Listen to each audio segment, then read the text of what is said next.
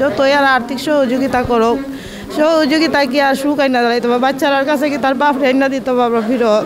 তো আমরা একটা শহীদ পরিবারের একটাই দাবি যে আমাদের এই সুষ্ঠু বিচার চাই। যে শক্তিশালী আসলে গুলি খাইও তাই ফান খাইছে, কৈছে ফান খাই গলা রস হইব।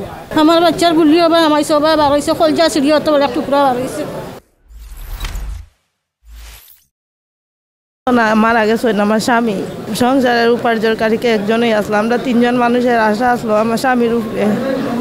আর আল্লাহ আমার স্বামীরে কাইরা নিছই না, সারা কুস্তা করার নাই। আমার যে কিছু কষ্টের দিনকাল যায় আমার তো আল্লাহ সারা কেউ কইতে পারতো না। যতই আর আর্থিক সহযোগিতা করুক, সহযোগিতা কি আর সুখ আইনা দাঁড়াইতে পারবো? বাচ্চার কাছে কি তার বাপ আইনা দিতে পারবো ফিরত?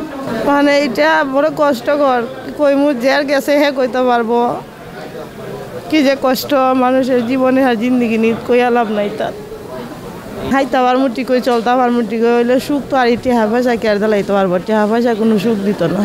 আমার আপন ছোটো ভাই গত 4 আগস্ট গোলাপগঞ্জে এই মিছিলের সময় আমার ভাই মারা যায় বিকাল 4টার দিকে।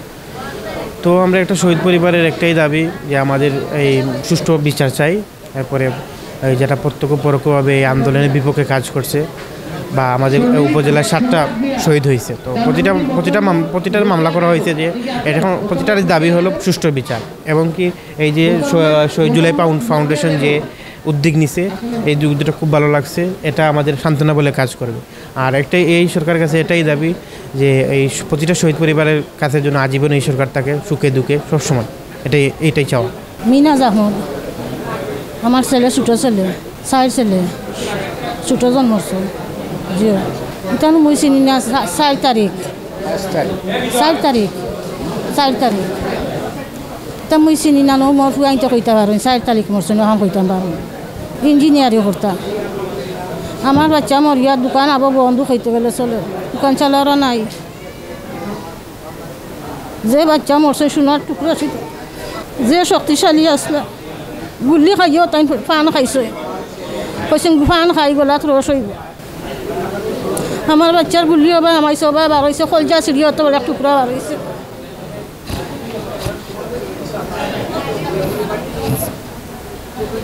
জি না বিয়া উবা করছই না জিও অতখান লাঠি এগুলো ইয়ে আন্দোলন লাগছেন গিয়া লাঠি তৈছি গরো কইছি সমালিয়া তো তামল বাসি আমার বাচ্চার লাঠি এগুলো তৈ। আপনারা জানেন আজকে জুলাই শহীদ ফাউন্ডেশনের পক্ষ থেকে আমাদেরকে আর্থিক সহযোগিতা দেওয়া হয়েছে। আপনারা জানেন বিগত 19 জুলাই আমার ভাই আপনাদের সহকর্মী এটিএম পুরা পুলিশের গুলিতে মারা গেছেন। আপনার যাই হোক, আল্লাহ আপনাদের দোয়া আমার বাইর লাগে আপনারা দোয়া করে দেন, আল্লাহ আমার বাইরের জন্য শহীদ হিসাবে কবুল করতা। আর মামলা তো বর্তমানে পিবিআইতে আছে। আমি আপনাদের মাধ্যমে উদারতা আহ্বান জানাই এরাম যেন আমার ভাই মামলাটা যেন আন্তর্জাতিক অপরাধ ট্রাইব্যুনাল, দ্রুত আন্তর্জাতিক অপরাধ ট্রাইব্যুনাল স্থানান্তর করা হয়। আর আমার ভাই লাগে আপনারা দোয়া করবা। আর তিন যে উদ্যোগ নিয়েছেন আন্তর্জাতিক মুবারকবাদের ধন্যবাদ জানাই।